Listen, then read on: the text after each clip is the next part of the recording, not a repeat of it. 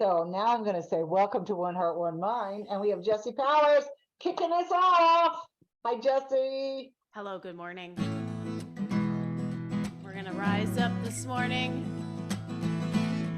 and just be in our bodies. These days I've been having trouble waking up.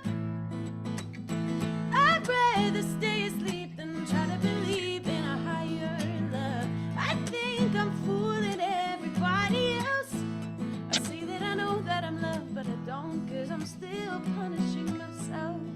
You see, I've been holding it in, this brilliant lie. They told me it was intimidating, so I've been keeping it inside. But when I woke up this morning, I realized that something this bright is destined to rise. So I gotta rise. I'm gonna rise up from my bed, get into my body and out of my head. I'm letting go of holding on to the notion that something's always wrong.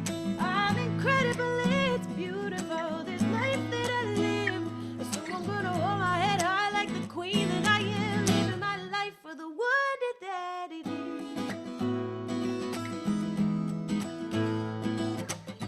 These days I've been having trouble getting mine. Stuck still in a tiny bubble, just watching my life roll by. And I get anxious, I'm afraid of everyone else. But to be honest, it just gets worse when I'm alone with myself. See, I've been holding it back, this power inside, too scared to act. So I live in my mind, but now I see power is in my nature. Just like day comes after night, naturally I gotta rise, I gotta rise. So I'm gonna rise up from my bed, get into my body and out of my head. I'm letting go of holding on to the notion that something's always wrong. I'm incredible, it's beautiful, this life that I live. So I'm gonna hold my head high like the queen that I am, living my life for the wonder that it is.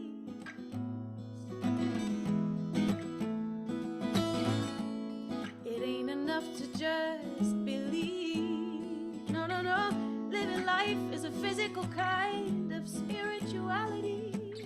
It ain't just in the movement of your mind, it's the movement of your feet. It's in the steps that you take. It's the body alive. It's the love that you make. It's the way that you rise.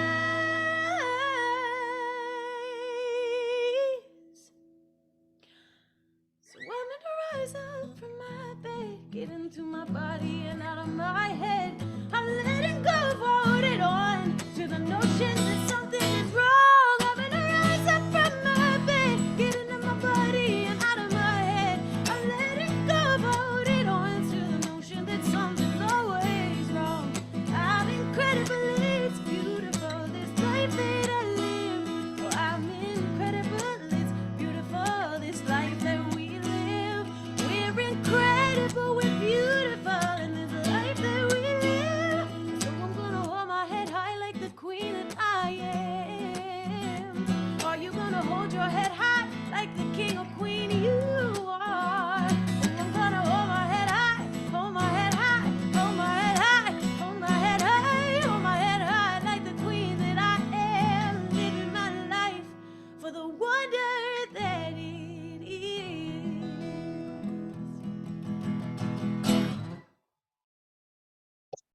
Woo! That was great. Oh, thank you, Jesse. I love the energy. I really do. And I would like to invite and welcome our practitioner of the day, Lissa Lazarro, who's going to open us up with some prayer. And I'm sure she's got something to say. Hi, Lissa. Thank you. Good morning, everybody. And thank you so much, Jesse. That was just wonderful, as always.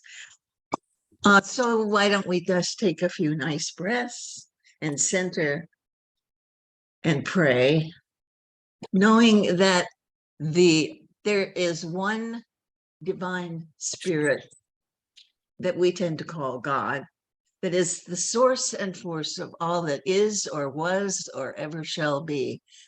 And that includes each one of us, because we are divine manifestations of that one divine love and energy that we all have inclinations of inside our own being. And I know that that spirit and love is with us at all times as we manifest our unique pieces of the divine here and now. And I feel that we are all blessed with this opportunity and the opportunity to weigh and measure all of our characteristics and know that each one of them is divine and is something for our learning and for our living. And so I am so grateful to know that the Spirit is always with us through difficulties as well as joys, keeping us moving forward, keeping us recognizing our vulnerabilities and rising above them. And I'm so grateful for this, and I'm grateful for each and every person who is within the listening distance today or whenever on this call for our wonderful center. And I look forward to the words of wisdom from Reverend Michelle, who always provides something for each one of us in terms of our own unique place of learning. And so I release my word with great gratitude, and we release together by saying, and so it is. And so anyway, this week have been spending a lot of time thinking about vulnerability and paying attention to what shows up in my learning. And so earlier this week, I heard something on the web from Sonia Choquette, who is a spiritual person who's been spiritually teaching for 50 years and is a Louise Hay House author. So at any rate, the thing that impressed me for thought was she was giving this metaphor that we each carry our ego and our spirit, and that our life is about balancing them. And so she talked about in terms of the ego holding we tend to talk bad things about the ego, but that the ego holds also our direction and the things that intellectually help us to function. And it's just sometimes it gets a little out of whack when it's not paying attention to spirit. And she talks about the fact that in one of the exercises she gave was in listening to spirit, that you ask the question, and then if it feels good, it's spirit, and if it feels bad, it's ego. So anyway, it's kind of like a nice generalized thing. But beyond that, then for whatever reason, I was drawn. Well, I think it's because I was reading in a book club. We've been reading this book called A Woman of No Value. What is it? A woman of no importance. That's it. I always forget titles. But anyway, the story is about a spy, an American spy in World War II. And I would share with you her. She was in high school. Her high school graduation page made the statement, "I must have liberty with as large a charter as I please." And essentially, she is known as the limping woman, because she was really, she went to Swarthmore and to Radcliffe and to the Sorbonne. And so, she's really bright, but also she was very athletic. And she managed to be on this trip that she had organized, a hunting trip. And she hit something and accidentally shot her leg, which subsequently had to be amputated. And so she had a wooden leg at the age of 19. And her whole life wanted to be in the diplomatic corps, was rejected because she was a woman and also because she had a limp as she progressed on. But she loved France. And so at the beginning of the war, she tried to get something with the Brits, and the they were impressed with her, so they sent her to be a spy in France, which she was, but they only sent her there basically for the people who dropped, for the planes that, that dropped airmen. But what she ended up doing was organizing the whole area of the resistance in France, in that particular part of France. And the story, she just, just did amazing things. But the thing that struck me was, here's a person with a wooden leg. You think of yourself, if you lost part of your leg, how ready would you be to do much of anything? And it's kind of like, she got herself recovered. So and the leg, remember that prosthetic leg at that time was exceedingly painful. Nonetheless, she slapped it on and went to France and did brilliant things. Because she was so smart. She'd also been in theater and so at the end, when the French, finally, the Nazis were following her because they knew to look for the limping lady.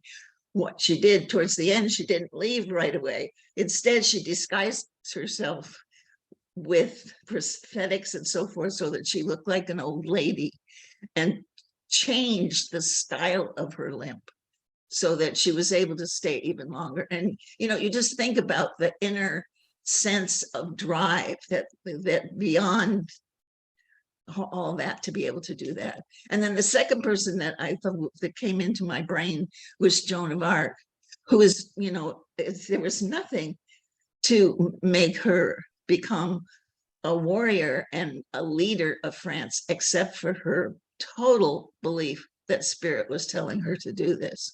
And it's just amazing, just a simple peasant girl with no education and certainly no military training in the middle of, and was totally rejected for, in some ways, but became a grand hero of France. And so I was thinking about that then, in terms of the fact that there's two kinds of using your vulnerability, I think. And the one is the physical, being able to overcome your physical. And then the other is like emotional, in terms of being able to expose your emotions to other, in a way that you are able to empathize with other people. And so I realized, as I was feeling quite small in terms of thinking about whether I could have done any of the things that either of those two people did, I thought about my life as a social worker, and I realized that I was allowed myself to be emotionally vulnerable to children, particularly, who were in pain, and to be able to use my vulnerability in ways that were of assistance to them. And so I thought that's something that each of us should think about as well, in terms of the ways that we personally use what is something vulnerable within us. Because I think we spend so much time berating ourselves.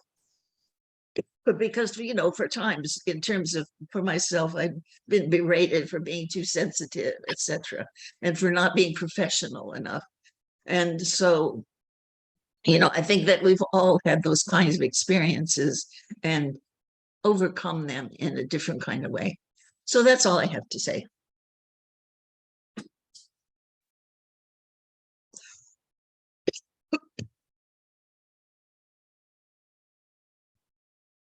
Oh, it's the last time we get a chance to do this affirmation. It's such a good one. So let's say it together. I arise and go forth into the dawn of a new day, filled with faith and the assurance in the all good. I arise, I sing with joy. I proclaim the one life in all and through all. I arise, I shout with the gladness that is within me. I declare this day to be complete, perfect, and eternal.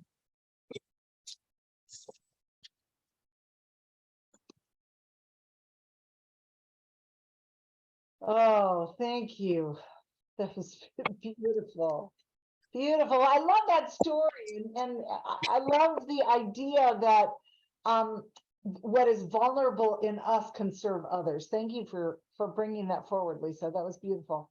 Really love that. And now we have more Jessie. All right. This is a little chant that I wrote this week.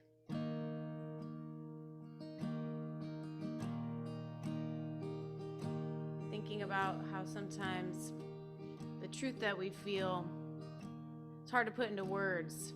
And it's very vulnerable to even speak about that because we wonder if it will be contested or ridiculed.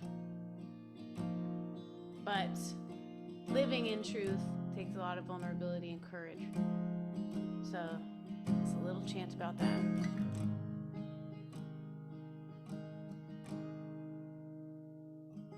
I feel something, and it's deeper than what I know. I feel something, and it's deeper than what I know. I feel something, and it's deeper than what I know. Oh, I feel something, and it's deeper than what I know. And I open my heart little by little. I open my heart little by little. I open my heart little by little, little by little. I feel something, and it's deeper than what I know. I feel something, and it's deeper than what I know. Oh, I feel something, and it's deeper than what I know.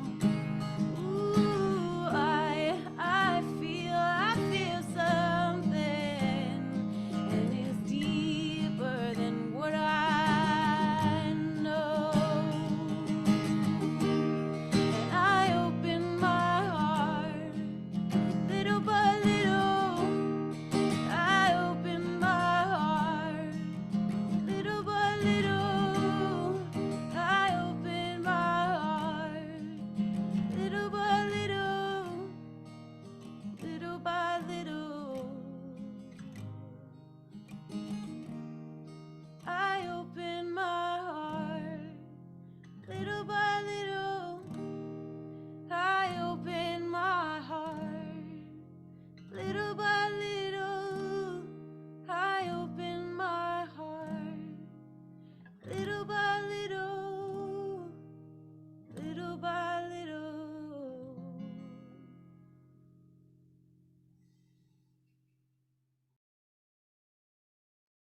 Ooh, yes. I open my heart. That is beautiful.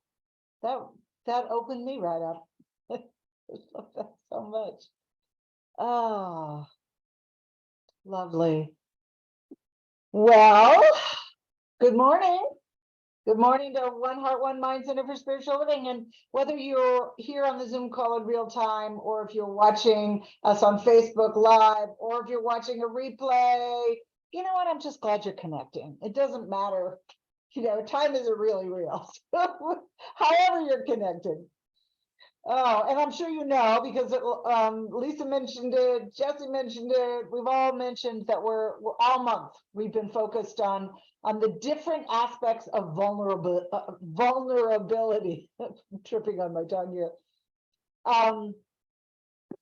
And you know, how much can we talk about vulnerability? You know, we've been talking about what it is, how it serves us, how it helps us see who we truly are, and how it enables us to see who other people truly are. And I was preparing today's talk, today's message, and I realized, okay, this is the 5th Sunday that we've been talking about vulnerability. And I thought, I don't want to just fill the space with some fluffy spiritual words about vulnerability, even if they're true. I want to be a little bit more practical and talk about what vulnerability actually looks like in our daily lives, to specifically look at how vulnerability empowers us and helps us tap into the possibilities that we say are available to us in our oneness with God. What does that really look like? So I stopped and I asked myself, okay, what is my personal experience of vulnerability like? What does it look like? So for me, vulnerability is, it's a willingness to be open. It's a willingness to be consciously aware of the thoughts that I'm thinking and the feelings I'm feeling, and what the truth is, and honestly, the thoughts I'm thinking and the feelings I'm feeling are not always pretty. but the truth is, to be vulnerable, we have to look at everything and to be aware of how we feel all the time.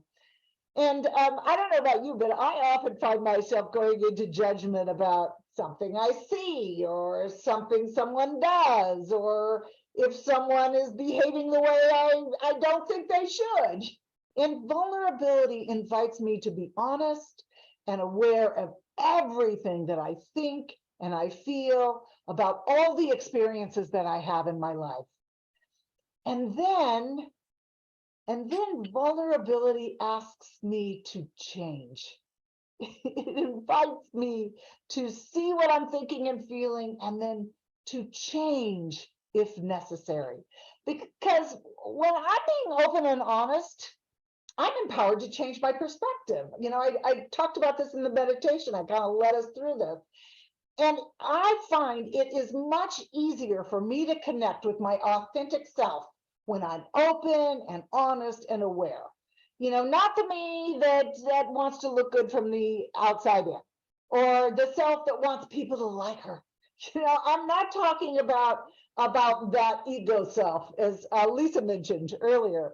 Not that there's anything wrong with that, but I'm talking about what I call the witness self, or the God self, the self that is constantly witnessing this human thing that I've got going on here.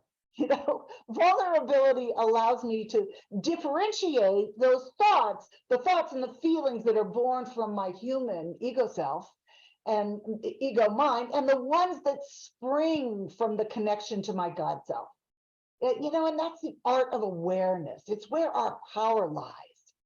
Vulnerability asks us to get real. It asks us to drop the barriers we've put up to seeing who we really are. It asks us to see ourselves both as human and divine, and to be honest about it. Vulnerability asks us to accept the messiness of our humanness, and at the same time to know that we are so much more, that we are divinity in human form. And from that place, we can speak our truth with love and compassion, because the authentic self doesn't judge or blame or create some story about everything that happens. It just is. And vulnerability asks us to be unafraid to examine everything that we think and in all the ways in which we feel. Be comfortable enough with who we are to feel the power of God within us and that immeasurable potential that's available to us. And that takes courage. Vulnerability asks us to be okay with uncertainty. Oh, that can be so scary. To be open to risk and to be open to emotional exposure. And that can be unsettling. But you know what? Here's the thing. It's much easier when we stand on the unshakable, changeless power of God within us to be vulnerable, to expose ourselves, to accept uncertainty and risk and emotional exposure. When I'm standing on that, something that's real, I can do it. I can feel the stability in my life. And some of the spiritual practices that support us in expressing our inherent power and possibility are what I'm going to talk about today. And of course, that's today's message. The title of today's message is Power and Possibility. So I ran across this great metaphor for this kind of power and possibility. So it goes like this. So suppose you see somebody sitting in their car in a parking lot with a dead battery. And you just happen to have a pair of jumper cables in your car. So you pull up next to them and you take out your jumper cables. And by attaching your living battery to the dead one, you're able to start their car. So what's happening here? Your functioning battery doesn't teach their dead battery how to be a battery. The process of jump starting doesn't teach the battery to be what it already is. All the living battery does is remind the dead battery of its inherent potential. It reminds it of its power. And as human beings, we use spiritual practices like jumper cables to bring us into awareness, into alignment with who we already are. Spiritual practice makes us available to the power and the potential that's already within us in our oneness with God. Our spiritual practices don't give us life or bring us back to life. They just remind us and align us with the one life that we already are. Our jumper cables are the practices of, well, we do a lot of spiritual practices, but the ones that we talk about a lot are affirmative prayer, meditation, conscious giving, spiritual study, sacred service, and there's others, visioning, visualization, gratitude practices, all of the things. We could go on and on. Spiritual practice lays us open and it connects us with the strength of that unshakable nature of the one life of God that's within us. And from that foundation and strength, we can embrace the uncertainty, risk, and emotional exposure, vulnerability without fear and without hesitation. I recently experienced a beautiful example of standing on the strength and the trust of God. I shared it with some of you in our Tuesday night class, I think it was. But, I know I shared with you that my nephew, Jake, passed away about a month ago. It was almost exactly a month ago. And that I was blown away by how my sister, Jake's mother, handled the whole situation. When I asked her how she was doing, she said, well, I'm devastated. And then she said, but I trust God. Oh, it makes me cry when I say it. But I trust God. And I was awed that in one of the most vulnerable situations a person can find themselves in, she stood firmly on her belief in God's good. And it was beautiful. And I had to stop and wonder, do I have that kind of faith and trust in God's good? That's what I want to nurture in my life. Ernest Holmes, our founder, told us that the secret of spiritual power is in the consciousness of oneness, in the consciousness of our oneness with the whole, and a trust in the availability of good. He told us that God is accessible to all people. And I choose to believe that the good accessible to all is also in all situations, not just in some, but that everything moves toward an ever unfolding expression of love, especially when we connect those jumper cables. We're expressions of our source. We're not just dropped off here on planet Earth to fend for ourselves. And the principles and the practices of science of mind are wonderful tools to bring us to the power and the possibility that is already inherent within us. Science of mind is called a metaphysical philosophy. And I always thought, and we usually think of metaphysics as being beyond the physical, because that's what the word breaks down to. Meta meaning beyond, and physics meaning the world of form. But metaphysics is actually a philosophy that deals with first causes and first principles. Aristotle put it. Okay. Like, whoever is not muted, Okay. could you please mute? whoever is not muted. So anyway, Aristotle put it like this: metaphysics is the relationship of universals to particulars. Let's see if I can. Whoever is unmuted here. I'm not sure if I can. Oh, it's Gisela. Here, I got it. Okay, we're good. Sorry about that. This is what technology gives for us, all the gifts and all the little funny things. So I'm going to try this again. Aristotle put it like this. He said that metaphysics is the relationship of universals to particulars. And we might say to the creator to its creation. And in science of mind speak, we would say that we individualize universal power. When I use the word metaphysics, I think of how divine mind, universal intelligence and order, the larger life of God, acting through creative laws, is in relationship to the world of form, to everything we see and experience. How the invisible creates and informs the visible, and how in our oneness with God, we share its creative nature, and how we're empowered to participate with its power and its possibility. And we do that through what we think and how we feel and our state of being. The basics of science of mind, the whole teaching can really be summed up in kind of two aspects, really: presence and power, or we could say beingness and doingness. Presence or beingness deals with God, the presence, which is in and through and as all life, and it is our true identity. That's the authentic self that I've been talking about, our God self. And beingness as expressions of God. So, and then the other aspect would be power or doingness. And that's our capacity to be creative, to co-create through the power of creative law. And just like the jumper cables wake up a battery and its potential, our spiritual practices, whatever they are, connect us to and remind us of who we already are. And then they empower us to use the laws that we're already using.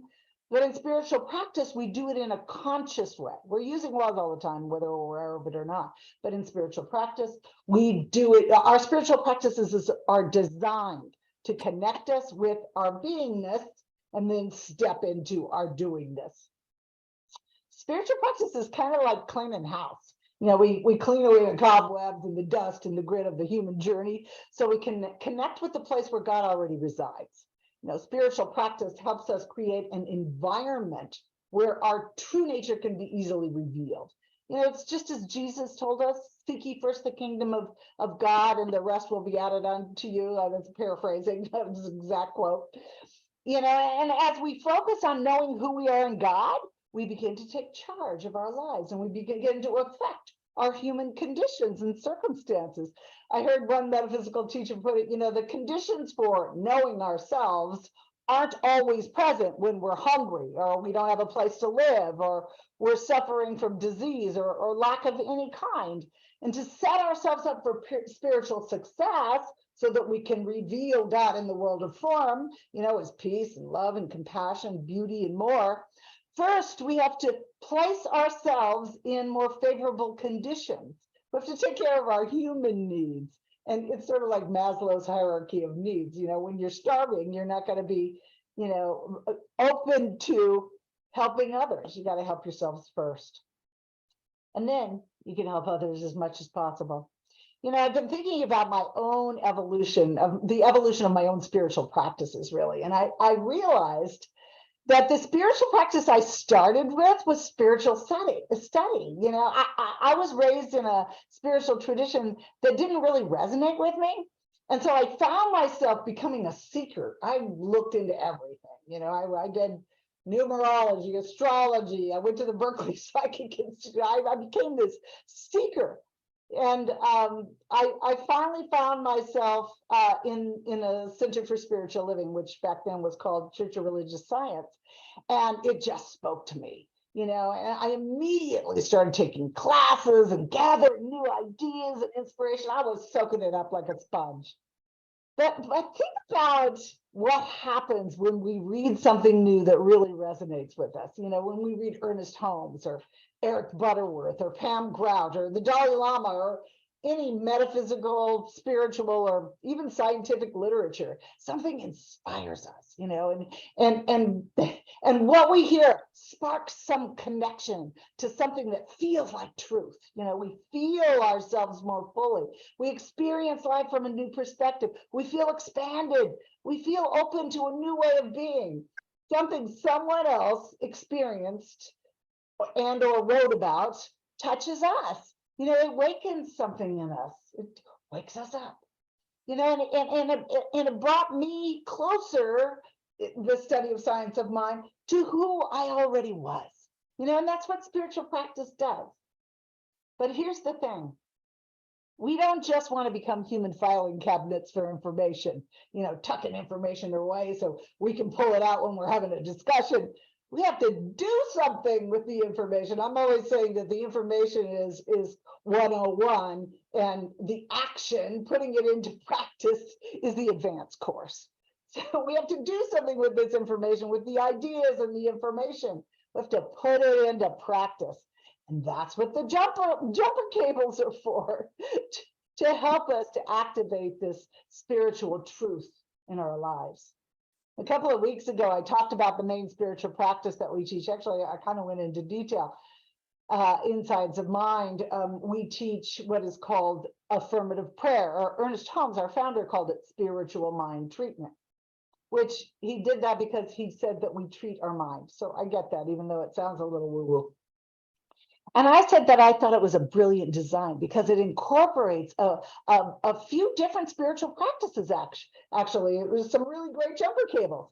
It starts us off with meditation, the presence of being that I was talking about a minute ago, that first part. And it begins with our acknowledgement of God as source.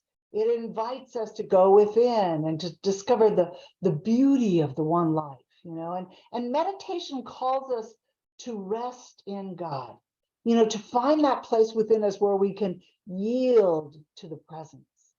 Meditation not only invites us to take a rest from the busy world that we live in, but it also calls us to rest in God, to connect with beingness, to find that place where my sister was when she said she trusted God, as she stood on that constant and unshakable force of love, the love of the divine, and she rested in it.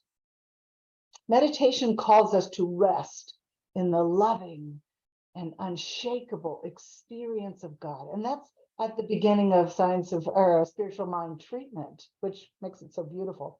And the second part of affirmative prayer calls us into action. There's our beingness to doing this, to use what we think and how we feel from that connection to activate law, to create a new cause and consciousness that creative law will bring about. And that's the possibility and the power. Anything is possible as we rest in the infinite potential of God, and we are empowered by creative law. We're always using it, but affirmative prayer uses it in a conscious way. It's a great jumper cable. And another spiritual practice that I want to talk about, we talk about it a lot, actually, and that's conscious giving. We talk about it at the end of every service. And I say that sacred service kind of fits into the same category because they both involve the same law, which is the law of circulation. So here's the way that I think we can look at this.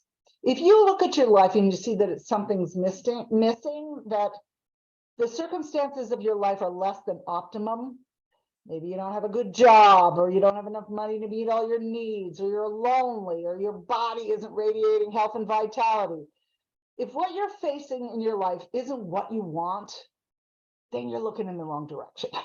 Ernest Holmes told us to turn entirely away from the unwanted condition and turn entirely toward what we'd like the condition to be, or what would be the cause of that condition. He wasn't telling us to pretend that a particular condition doesn't exist. He was telling us that our power lies in the activity of our awareness, what we're thinking, feeling, and being. If there appears to be something missing in our lives, then somewhere we're stopping the flow. And we have to prime the pump by giving what we would like to receive. To get it, we have to circulate it in our life. You don't have any friends? Be a friend. You don't have enough money? Give from what you do have. Start the flow. Give something. I don't care if it's a penny. Prime the pump. You want more love in your life? Give love everywhere you go and at all times. Forgive those who you think have injured you. Forgive yourself. Just give love. It will come back. That's the way the law works. So here's the long and the short of it. Vulnerability creates an opening that we can step through with courage and honesty, which connects us with the true nature of our being, our God self. And that nature is perfect, whole, and complete. And from the view of our God self, we can see all of the rest of us. That we are divine beings having a human experience, imperfect human beings who often get caught up in the messiness of human conditions, but who recognize the power and the possibility available to us on this incredible journey of our divine humanness. And we have some wonderful tools at our disposal to support us in remembering who we are and to consciously put spiritual principles into action in our lives.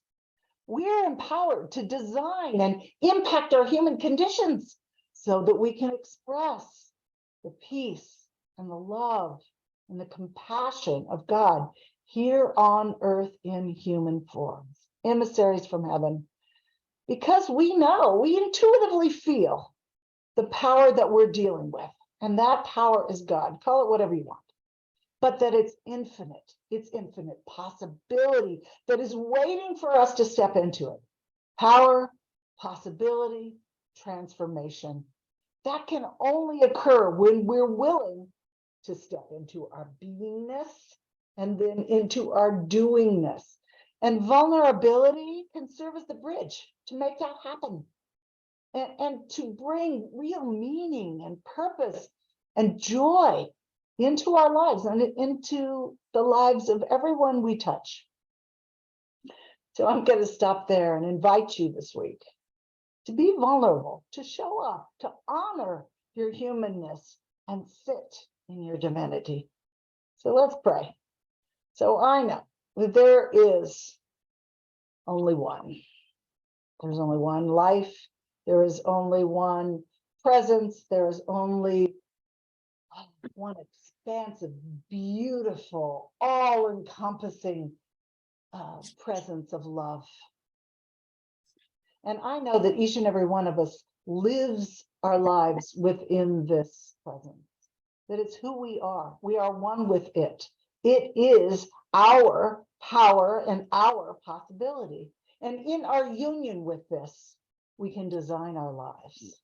So I speak my word for and about every person that is present on this call, and every person who is in the sound of my voice and not in the sound of my voice. I speak my word for all life, that there's a shift in consciousness, that in our collective knowingness, in our unity, there is an opening to express the good of God in everything we do, in all of our human endeavors, in our relationships, in our financial lives, in our work in the world, in our healthy bodies, that everything we are in our humanness is informed from the divinity that we live our lives from, for we are all God.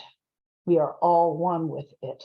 And I'm just so grateful for the ability to be God in form, to be here on planet Earth and express love, peace, beauty, goodness from this divine nature into everything I do, into everything we do. Thank you, God, for the opportunity. So I just relax in knowing that all is well. I relax in knowing that each and every person on this call is an expression of the divine and moves out into the world to express it even more fully. Thank you, God, for this. So I release this prayer, knowing that I have done my work, and now we allow Spirit to do its work. And we rest in that. We rest in God. And we signify our agreement by saying together, and so it is. And so it is.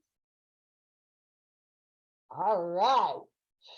I even sang that, Jesse. And so, all right, so you messy humans, go out there and be God. Be God today.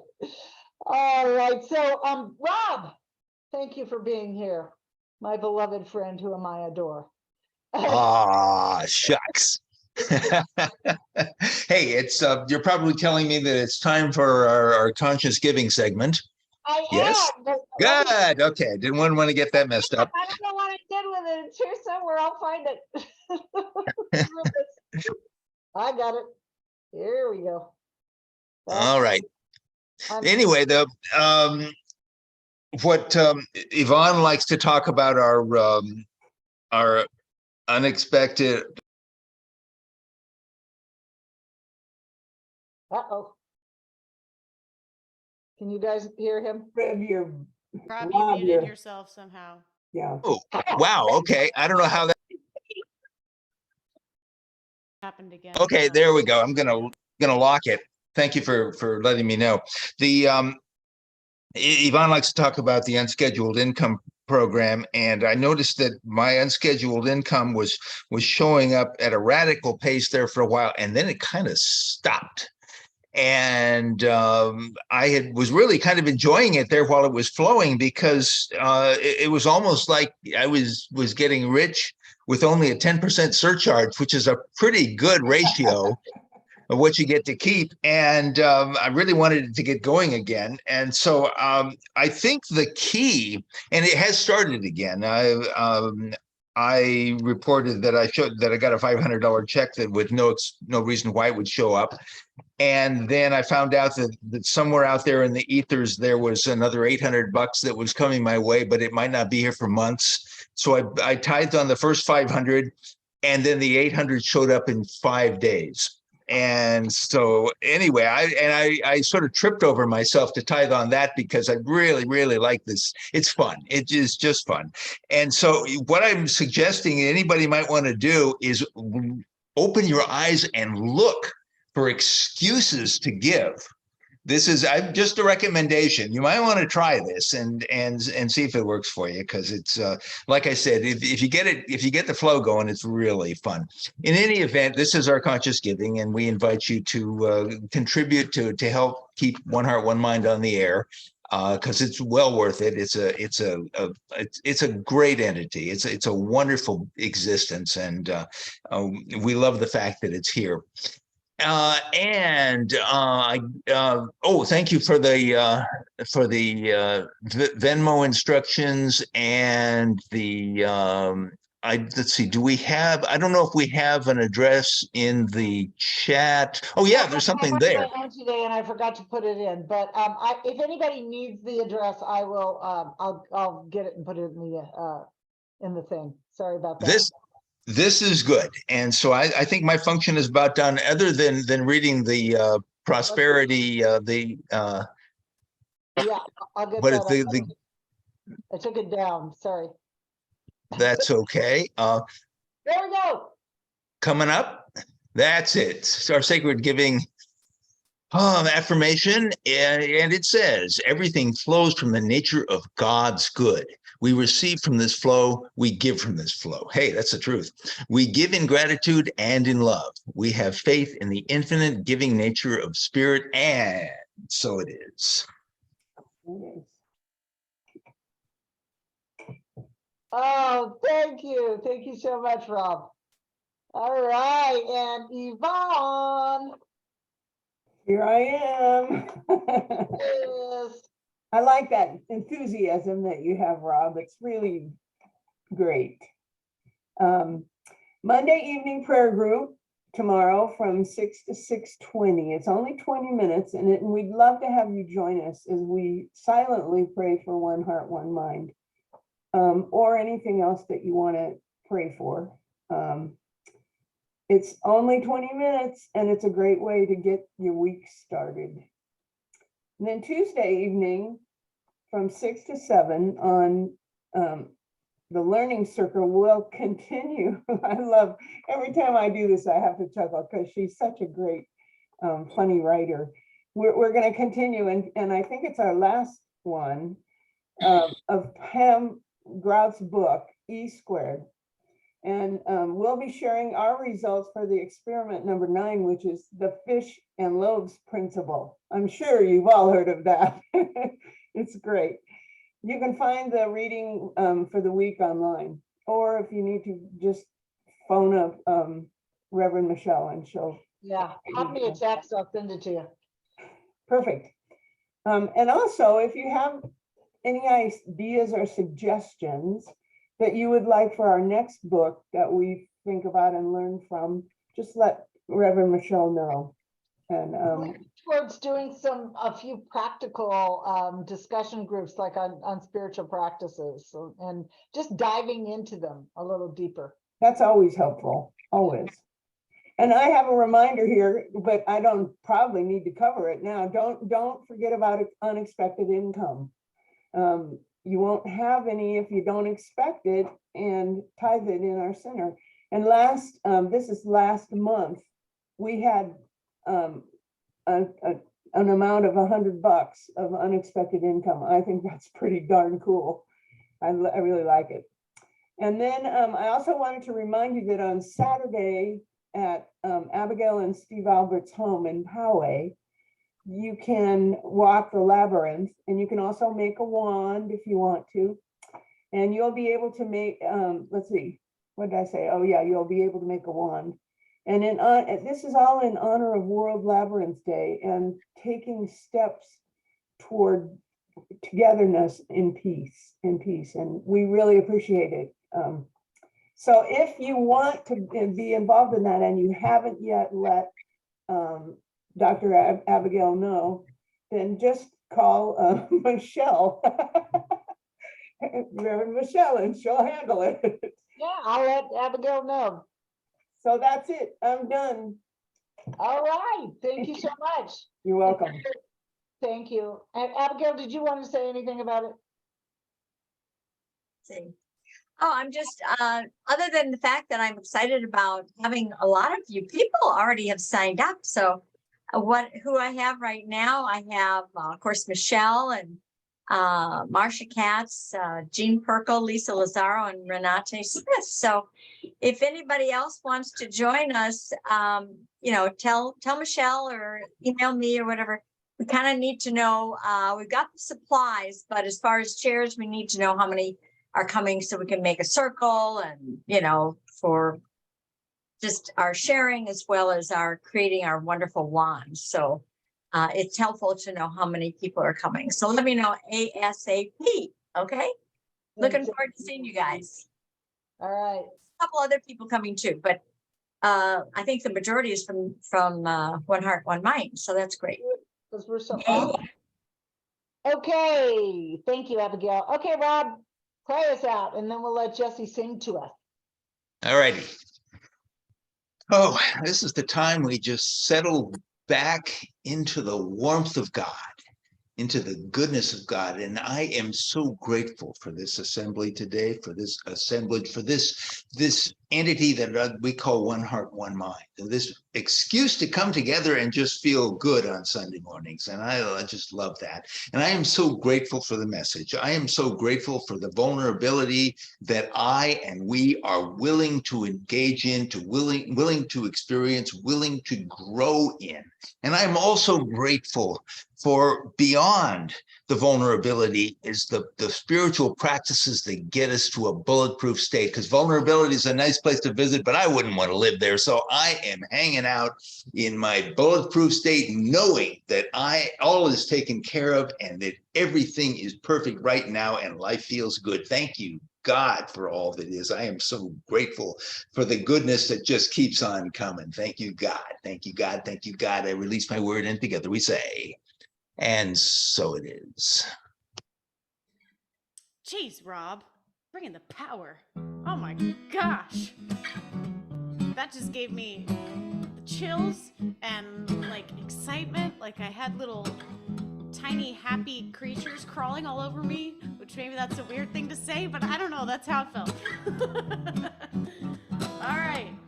We're gonna let go and let God and trust and just sit in the relaxation of being alive. Sometimes it feels like my heart is stuck in a revolving door, and it can get me down so much that I don't even want to mess with it anymore. Oh, that too familiar feeling, oh, I know it well, but I don't let it get too far. No, I'm too good at staying cool now. Yes, I am learning the art. Oh, I'm getting good at letting go, yeah. I'm getting good at giving it over, cause I know it ain't in my hands. I'm getting good at letting go, yeah. Getting good at giving it over, cause I know, though I do not understand, my soul's always got something better planned. I love that idea of stepping fully into your being before you step into the doing. That's what it's all about right there. That got me good. And when the shadow comes creeping in like a thief from my past, well, I just turn on the light by remembering only my soul knows my path. And I'm getting good at letting go, yeah. Getting good at giving it over, cause I know it ain't in my hands. I'm getting good at letting go, yeah. Getting good at giving it over, cause I know, though I do not understand, and my soul's always got something better planned. And I am unburdened, yes, I am free when I believe. Woo! If I just keep trusting, if I keep the faith, I know I'll see when I let go. And I know when I let go, and I know that my soul's always God. Yes, my soul's always God. Oh, my soul's always got something better planned. Ooh.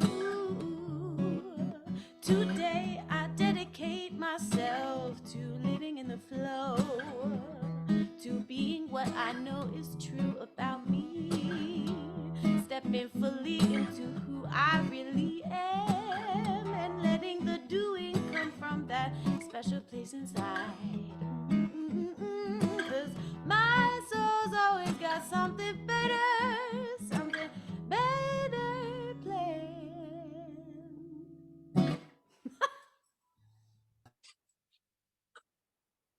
Oh my God. We've got our own little Joni Mitchell all to ourselves. Woohoo! We're so lucky. You guys are so sweet. Although you are uniquely you too, Jessie. Thank you. Well, I don't mind being compared to Joni Mitchell. Let me be clear about that. Oh my goodness. Well, it is, every time I see you're coming to sing with us, I'm like, yes.